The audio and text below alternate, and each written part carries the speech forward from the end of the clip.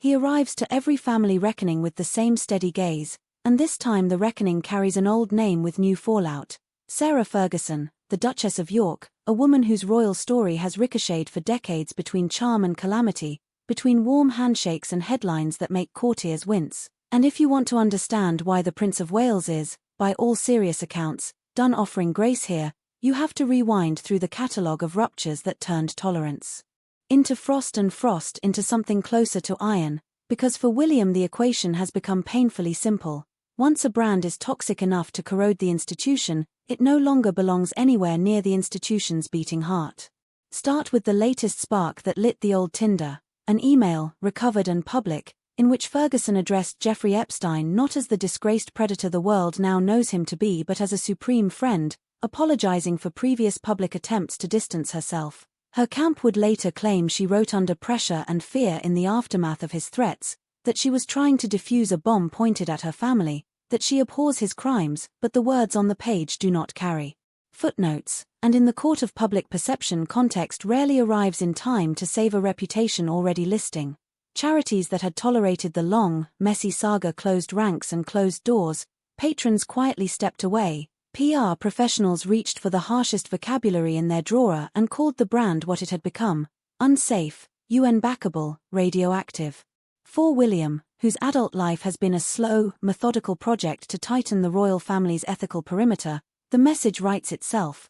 He has already pushed for a smaller, cleaner monarchy with fewer moving parts and fewer risks, and anyone who drags the family into the blast radius of Epstein is not a governance problem to be managed but a boundary to be enforced.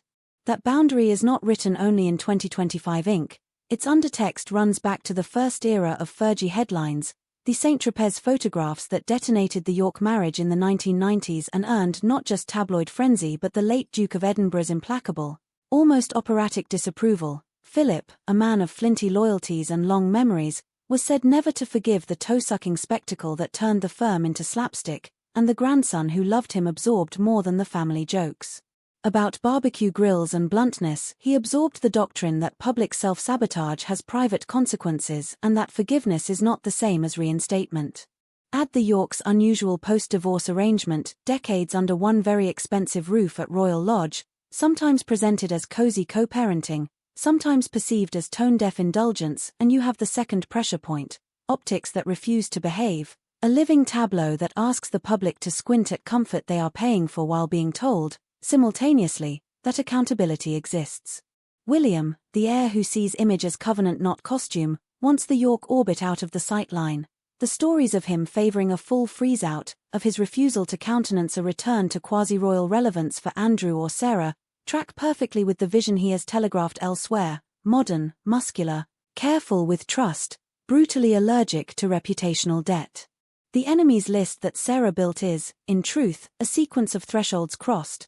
The late Princess Margaret is said to have responded to a conciliatory bouquet with an acid letter accusing Fergie of bringing shame beyond imagining, a line that reads now like a bleak prophecy. Diana, who once played matchmaker, died estranged from her former friend after the memoir-era disclosures about private moments with William and Harry felt like a trespass into sacred domestic space.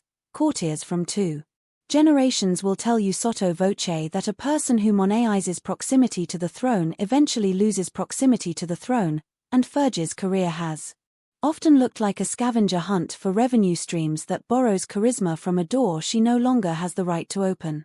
The Epstein chapter, the £15,000, the mea culpas, the email, the assertion that fear guided her judgment, the subsequent charity exodus, didn't just revive old grudges. It linked her name to the same radioactive constellation that has rendered Prince Andrew permanently unemployable as a public figure, and William has already drawn the map for that problem.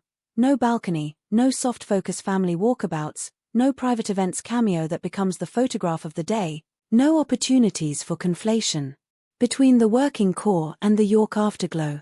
This is not, as some will call it, cruelty. It is control of risk, and risk is the one commodity a monarchy cannot afford to misprice.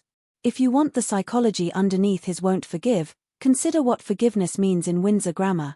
It is rarely an announcement, almost never a line in a press release. It is access restored, it is invitations renewed, it is the gentle return of visibility that reads as tacit absolution. William is refusing that grammar because he believes the institution learned too slowly, at great cost, that reputations do not heal on their own when the wound keeps reopening in public. In that calculus, the Duchess of York is not an estranged aunt to be humoured but a vector. The royals she has alienated over time do not form a gossip column so much as a pattern book.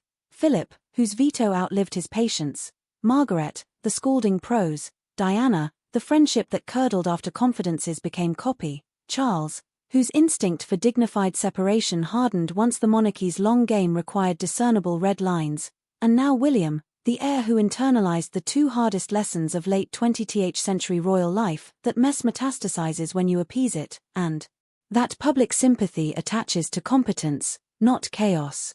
Does that mean the door is locked forever? In private, families surprise you. Grief, illness, grandchildren, holidays have a way of softening stances that statements make look granite, but the man who wants Andrew and Sarah out of the frame of any event that even smells official is not playing an emotional game, he is playing a structural one. His logic is simple. The Crown's social license is a delicate, renewable contract. It is renewed when citizens see usefulness and restraint. It is shredded when they see one rule for the titled and another for the taxed. And nothing telegraphs double standards faster than proximity between a rehabilitated public brand and an unreconstructed private reality. Fergie's defenders will say she has been punished enough, that she has shown contrition, that her email reads less like gloating than like a woman cornered by a man with leverage. They will point to her charitable instincts, her frankness, the fact she never pretended to be anything but messy and human in a family that sometimes fetishized frost. All of that may be true and still irrelevant to the heir's ledger, which measures impact over intent and headlines over hopes. His refusal to forgive is not a theology of sin, it is a policy on exposure, and in that policy Sarah Ferguson has crossed every tripwire a modern monarchy installs: sex scandal turned farce, memoir confessions that spend family privacy for personal narrative, financial entanglement with a convicted predator, communications that contradict previous contrition, and a cyclical pattern in which each attempt to re-enter the light births fresh shadow. When William says, or lets it be said, that he wants the Yorks to disappear from public view, he is not imagining exile in a romantic sense. He is drawing a work diagram: Andrew silent and private at Royal Lodge or wherever the courts and accountants say he may live, Sarah off the patronage circuit, off the balcony, off the soft focus sidelines, the core team sharpened to people who can pass a front-page stress test on any given Tuesday. If he one day becomes the sovereign who shrinks the Royal Lodge footprint, or who declines to renew leases that anchor old narratives to present budgets, or who insists that every public penny must return public value without reputational drag, it will not be because he loathes Fergie as a person. It will be because the spreadsheet wins. There is a colder truth, too, beneath the palace gossip warmth. A monarchy that learned from the 1990s and from the past 5 years has accepted that forgiveness is a private virtue and brand management is a public duty. Confusing the two is how you topple approval ratings and invite Republicans to dinner.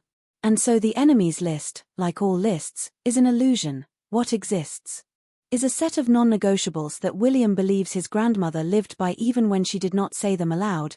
Don't embarrass the crown, don't sell the family to pay the bills, don't expect position to launder judgment, don't mistake access for absolution.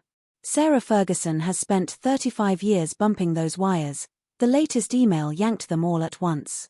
He won't forgive, not because Rancer feels good, but because standards feel necessary, and in a world where one errant message can detonate a decade of careful work, necessary is the only word that counts.